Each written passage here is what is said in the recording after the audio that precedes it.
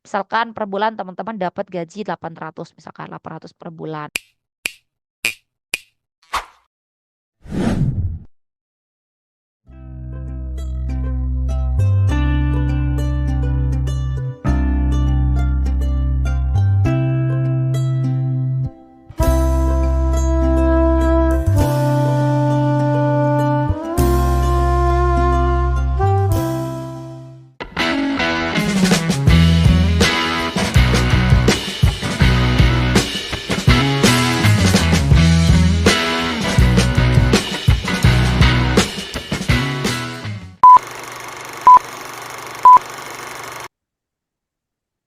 Oke teman-teman, Assalamualaikum warahmatullahi wabarakatuh. Terima kasih karena teman-teman sudah klik video ini. Nah, di sini saya akan bahas terkait keputusan terbaru teman-teman dari Menpan RB. Keputusan Menpan RB Republik Indonesia nomor 16 tahun 2025 terkait dengan PPPK paruh waktu ya. Pegawai pemerintah dengan perjanjian kerja paruh waktu. Kita bahas di sini teman-teman. Untuk menimbang, mengingatnya, mungkin teman-teman bisa baca sendiri, teman-teman ya. Kita langsung ke inti-intinya saja. Di sini menetapkan keputusan Menteri Pendayagunaan Aparatur Negara dan Reformasi Birokrasi tentang pegawai pemerintah dengan perjanjian kerja paruh waktu atau PPPK paruh waktu, teman-teman ya. PPPK paruh waktu. Oke. Diktum yang pertama, PPPK paruh waktu adalah pegawai ASN, teman-teman ya, aparatur sipil negara yang diangkat berdasarkan perjanjian kerja dan diberikan upah sesuai dengan ketersediaan anggaran instansi pemerintah. Jadi, dia diangkat berdasarkan perjanjian kerja dan diupah berdasarkan ketersediaan anggaran instansi pemerintah. Kita lanjut dulu, teman-teman. Diktum yang kedua, pengadaan PPPK paruh waktu dilaksanakan dalam rangka penyelesaian penetapan pegawai non-ASN, kemudian pemenuhan kebutuhan ASN di lingkungan instansi pemerintah, memperjelas status pegawai non-ASN untuk mengisi jabatan ASN, peningkatan kualitas pelayanan publik untuk mendukung kelancaran pelaksanaan tugas dan pelayanan kepada masyarakat. Selanjutnya untuk diktum yang ketiga, pengadaan P3K paruh waktu dilaksanakan untuk mengisi kebutuhan pada jabatan sebagai berikut. Yang pertama untuk guru dan tenaga kependidikan, tenaga kesehatan, tenaga teknis, pengelola umum operasional, operator layanan operasional, pengelola layanan operasional atau penata layanan operasional. Jadi untuk yang tujuh ini teman-teman. Selanjutnya pengadaan P3K paruh waktu dilakukan berdasarkan hasil seleksi ASN tahun anggaran 2024. Jadi berdasarkan ini teman-teman ya. Apakah teman-teman ikut PPPK tahun 2024 seleksi atau ikut seleksi CPNS tahun 2024? Kalau tahun-tahun sebelumnya berarti tidak termasuk pada kriteria untuk penentuan PPPK paruh waktu ini, teman-teman. Selanjutnya untuk yang kelima, pengadaan P3K paruh waktu dilaksanakan bagi pegawai non ASN yang terdaftar dalam database BKN, teman-teman ya. Untuk teman-teman yang sudah terdaftar dalam pangkalan data database pegawai non ASN di BKN ya, Badan Kepegawaian Negara BKN dengan ketentuan sebagai berikut. Apa ketentuannya? Yang pertama telah mengikuti seleksi CPNS tahun anggaran 2024 namun tidak lulus atau sudah ikut seluruh tahapan seleksi PPPK tahun anggaran 2024 namun tidak mendapatkan lowongan kebutuhan. Ya, jadi antara yang dua ini, ikut CPNS 2024 atau PPPK 2024 dan ini khusus untuk yang sudah terdaftar pada database BKN. Karena memang janjinya kan untuk menyelesaikan honorer yang sudah terdaftar dulu di database BKN paling lambat adalah tahun 2025 ini, teman-teman. Yang keenam, status kepegawaian PPPK paruh waktu ditetapkan sebagai pegawai pada instansi pemerintah dan diberikan nomor induk PPPK atau nomor identitas pegawai ASN. Diktum ketujuh, pengadaan P3K paruh waktu dilaksanakan dengan tahapan sebagai berikut. Ada tahapannya. Yang pertama, PPK atau Pejabat Pembina Kepegawaian. PPK mengusulkan rincian kebutuhan PPPK paruh waktu kepada Menteri Pendayagunaan Aparatur eh, Negara dan Reformasi Birokrasi berdasarkan ketentuan yang sudah ada. Jadi yang pertama diusulkan dulu dari PPK ke BKN. Kemudian untuk rincian kebutuhan P3K paruh waktu bagi pegawai non ASN sebagaimana yang dimaksud tadi wajib diusulkan seluruhnya oleh PPPK. Oleh PPK ya teman-teman ya wajib diusulkan seluruhnya. Nah, baru kemudian dari Menteri Pendayagunaan Aparatur Negara dan Reformasi Birokrasi menetapkan rincian kebutuhan pada setiap instansi pemerintah. Rincian kebutuhan PPPK paruh waktu terdiri atas kebutuhan jumlah, jenis jabatan, kualifikasi pendidikan, dan juga unit penempatan. Nah, ini harus sudah jelas rinciannya teman-teman ya. Kemudian PPK mengusulkan nomor induk PPPK atau nomor identitas pegawai ASN kepada Kepala BKN paling lama 7 hari kerja setelah mendapatkan penetapan rincian kebutuhan PPPK paruh waktu dari Menteri Pan-RB teman-teman. Kemudian Kepala BKN menetapkan nomor induk PPK atau nomor identitas pegawai ASN, penerbitan nomor induk PPPK atau nomor identitas pegawai ASN, sebagaimana yang dimaksud pada huruf F diterima oleh PPK paling lama 7 hari, teman-teman ya 7 hari kerja sejak waktu penyampaian. Jadi untuk mekanismenya ini antara PPK dan juga Menpan RB, teman-teman ya, Menpan RB. Nah, kita nungguin aja dulu untuk teman-teman yang udah terdaftar di database BKN dan sudah ikut seleksi CPNS atau seleksi PPPK ya untuk teman-teman apakah bisa diusulkan menjadi PPPK paruh waktu gitu. Kemudian nanti teman-teman harus sering-sering cek ya supaya tidak dianggap mengundurkan diri kalau teman-teman tidak mengajukan kelengkapan dokumen. Nah, di sini selanjutnya PPK menetapkan pengangkatan PPPK paruh waktu sesuai dengan ketentuan peraturan perundang-undangan. Diktum ke-8, dalam hal pegawai non-ASN yang diusulkan menjadi PPPK paruh waktu tetapi di kemudian hari dia mengundurkan diri, dianggap mengundurkan diri karena tidak menyampaikan kelengkapan dokumen. Nah, ini yang saya bilang sering-sering dicek akunnya teman-teman ya, akun SSC ASN kali ya teman-teman. Karena nanti kalau teman-teman masuk di kategori PPPK paruh waktu, maka teman-teman akan mengajukan kelengkapan dokumen. Kalau teman-teman telat ini, maka teman-teman dianggap mengundurkan diri. Atau yang terakhir adalah meninggal dunia, maka PPK membatalkan proses pengangkatan yang bersangkutan. Selanjutnya untuk diktum ke-9, PPK dapat memberikan kuasa untuk mengangkat PPPK paruh waktu sebagaimana dimaksud dalam diktum ke-7 kepada pejabat yang ditunjuk. Jadi nggak hanya PPK aja yang berwenang teman-teman ya, tapi juga bisa pejabat yang ditunjuk di lingkungannya untuk menetapkan pengangkatan PPK paruh waktu. Kemudian pejabat yang ditunjuk adalah pejabat pimpinan tinggi media yang membidangi kesekretariatan untuk instansi pusat. Selanjutnya untuk diktum ke-11, PPPK paruh waktu yang telah diangkat dan ditetapkan berdasarkan keputusan sebagaimana yang dimaksud dalam diktum ke-7, melaksanakan tugas jabatan berdasarkan perjanjian kerja.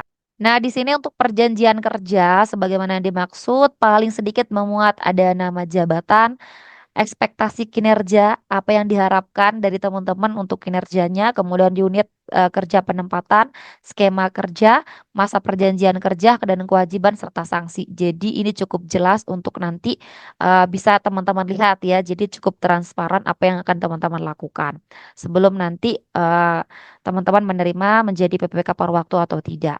Selanjutnya untuk diktum ke-13, masa perjanjian kerja PPPK paruh waktu ditetapkan setiap 1 tahun. Jadi setiap 1 tahun teman-teman nanti akan diperbaharui apakah teman-teman akan lanjut kontraknya ataukah akan berhenti ataukah akan diusulkan menjadi P3K penuh waktu gitu ya. Yang dituangkan dalam perjanjian kerja sampai dengan diangkat menjadi P3K. Ke-14, PPK menetapkan jangka waktu bekerja dan jam kerja. Nih, ada jangka waktu kerja, ada jam kerjanya juga untuk P3K paruh waktu sesuai dengan ketersediaan anggaran dan karakteristik pekerjaan. Kemudian ke-15, keputusan pengangkatan sebagaimana yang dimaksud dijadikan sebagai dasar dimulainya masa perjanjian kerja P3K paruh waktu dengan instansi pemerintah. Diktum ke-16, PPPK paruh waktu melaksanakan perencanaan kinerja untuk menyusun sasaran kinerja pegawai atau SKP sesuai target dalam perjanjian kerja. Ya, ada nanti sasaran kinerja pegawai. Ke-17, evaluasi kinerja triwulan. Ada evaluasi triwulan, ada juga tahunan untuk P3K paruh waktu dilakukan berdasarkan capaian kinerja organisasi. Diktum ke-18, hasil evaluasi kinerja sebagaimana yang dimaksud pada diktum ke-17 digunakan sebagai pertimbangan perpanjangan. Nah, jadi kalau sudah ada evaluasi kinerja ya, ada evaluasi kinerja, maka nanti dari sana akan ditentukan apakah teman-teman akan mendapatkan perpanjangan perjanjian kerja atau pengangkatan menjadi PPPK penuh waktu gitu teman-teman. Ke-19, PPPK paruh waktu diberikan upah. Nih terkait dengan upah yang paling sering nanyain upah teman-teman ya kalau P3K paruh waktu. Karena memang nanti jelas jam kerjanya, jadi upahnya juga harus jelas gitu teman-teman. Upahnya paling sedikit, minimum ya paling sedikit sesuai dengan besaran yang diterima saat menjadi pegawai non ASN atau sesuai dengan upah minimum yang berlaku di suatu wilayah. Misalkan per bulan teman-teman dapat gaji 800, misalkan 800 per bulan. Maka minimal nanti patokannya yang ini atau kalau enggak misalkan di wilayah teman-teman kerja atau di satu wilayah lah teman-teman kalau di sini bilangnya satu wilayah. Kalau saya sih tafsirnya adalah satu wilayah itu ya tempat teman-teman diperkerjakan. Nah, kalau upah minimumnya di sana adalah 1 juta misalkan ya 1 juta per bulan, maka nanti kemungkinan akan ikut yang ini gitu teman-teman. Ya antara yang dua inilah, antara upah minimum teman-teman saat teman-teman jadi non ASN atau upah minimum yang berlaku di suatu wilayah itu gitu teman-teman. Oke, selanjutnya clear ya untuk upah teman-teman. Diktum ke-20, sumber pendanaan untuk upah sebagaimana yang dimaksud pada diktum ke-19 dapat berasal dari selain dari belanja pegawai sesuai dengan ketentuan peraturan perundang-undangan, PPPK paruh waktu mendapatkan upah dan fasilitas lain sesuai dengan ketentuan. Jadi ada upah, ada fasilitas lain juga. Sesuai dengan ketentuan peraturan perundang-undangan. Ini belum kita tahu perundang-undangannya ikut yang mana, apakah ASN atau bagaimana. Kemudian PPPK paruh waktu memiliki kewajiban sebagai berikut. Nih, ada kewajibannya setia dan taat pada Pancasila, Undang-Undang Dasar, NKRI, kemudian pemerintah yang sah ya. Seperti biasa kalau ASN harus taat, itu kewajibannya. Kemudian mentaati ketentuan peraturan perundang-undangan, melaksanakan nilai dasar ASN dan kode etik, kemudian menjaga netralitas. Selanjutnya diktum ke-23, ketentuan terkait disiplin P3K paruh waktu sesuai dengan ketentuan disiplin yang berlaku untuk ASN. Gitu ya. Jadi PPPK paruh waktu karena juga termasuk ASN, jadi ketentuan terkait disiplinnya juga ikut gitu ke ASN gitu teman-teman ya. Ketentuan pemberhentian PPPK paruh waktu sebagai berikut teman-teman. Kalau dia melakukan salah satu dari hal yang ini, maka itu adalah bentuk pemberhentian dari P3K paruh waktu. Apa saja itu? Yang pertama, kalau misalkan dia diangkat menjadi PPPK atau CPNS, maka dia dikatakan berhenti menjadi PPPK paruh waktu.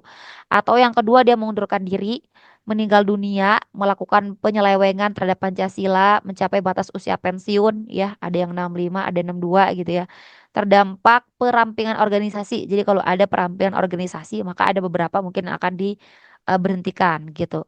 Kemudian tidak cakap jasmani atau rohani sehingga tidak dapat lagi untuk menjalankan tugasnya gitu. Misalkan dia sakit-sakitan gitu.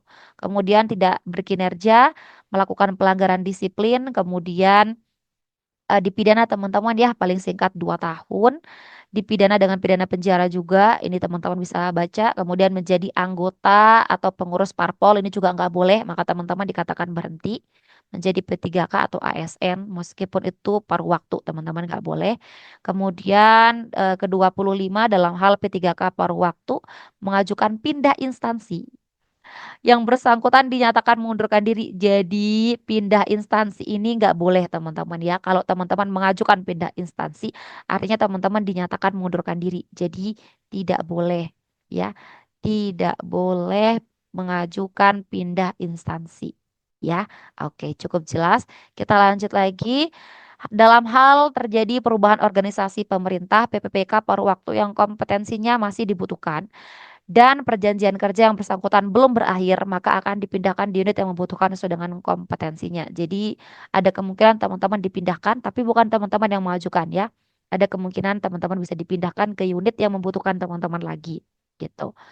Nah, kemudian pengangkatan P3K paruh waktu hanya dilakukan untuk penataan pegawai non-ASN melalui pengadaan ASN tahun anggaran 2024. Jadi untuk teman-teman yang ikut P3K 2023, Kak, saya ikutnya 2024 nggak ikut, maka teman-teman nggak bisa ikut mekanisme ini. Karena ini khusus untuk teman-teman yang ikut di P3K 2024 atau CPNS tahun 2024. Gitu, teman-teman.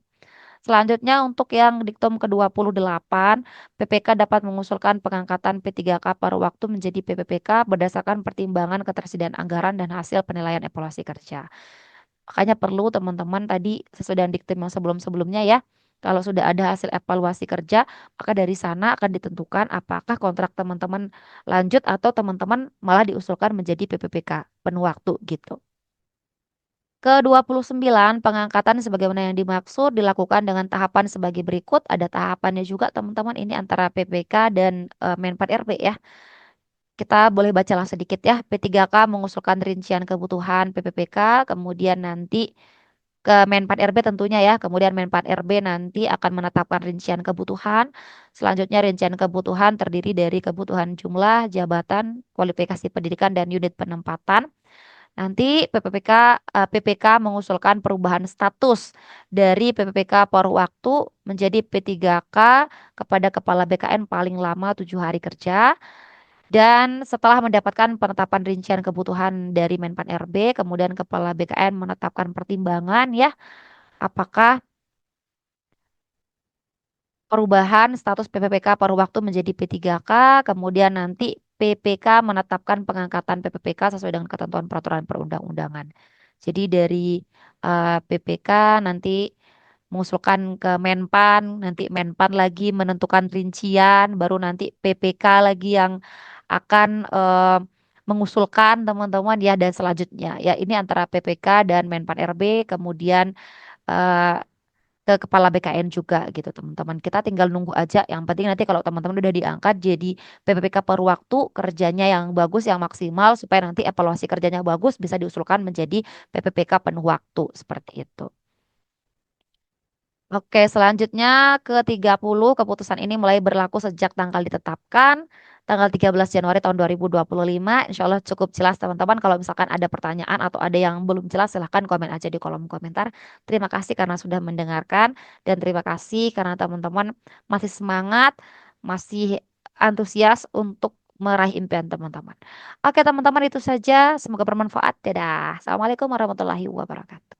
Buat teman-teman yang mau daftar, langsung aja kepoin beberapa paket aku dengan klik Lili Hernawati pppk.id. Di sini ada tryout buku, e-book, dan juga ada paket bimbel. Paket e-booknya ada Siap Hadapi P3K yang isinya manajerial, sosial kultural, dan juga wawancara. Kemudian ada kupas soal PPPK PGSD, ini untuk teman-teman yang daftar di PGSD Kemenak teman-teman ya, karena ini soal-soalnya terkait dengan soal mata pelajaran SD dan juga Mansoswan. Kemudian ada moderasi beragama untuk teman-teman yang mau ikut seleksi moderasi beragama. Paket bundling ini harganya 105.000.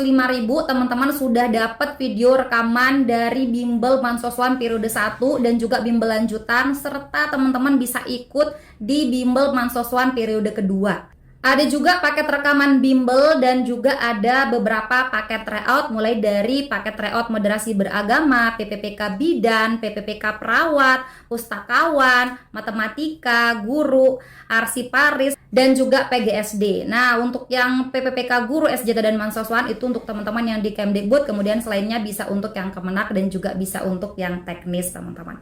Oke teman-teman, itu saja, semoga bermanfaat dan semoga teman-teman semua lulus dapat NIP tahun 2025. Amin ya rabbal alamin. Dadah. Oke teman-teman, sekian dulu video kita kali ini. Terima kasih untuk partisipasi kalian dan terima kasih juga karena teman-teman sudah menonton video ini sampai akhir. Jika menurut kalian video ini bermanfaat, jangan lupa dukung Mimin dengan klik like, komen, subscribe, dan nyalain juga tombol loncengnya. Dan jangan lupa untuk share video ini ke teman-teman kalian yang lain supaya manfaatnya tidak berhenti di kalian. Oke teman-teman, terima kasih. See you next time and bye-bye. Assalamualaikum warahmatullahi wabarakatuh.